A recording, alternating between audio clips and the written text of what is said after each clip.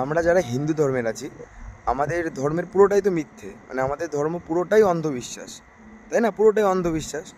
তাহলে তোমাদের ধর্মের এগুলো কি?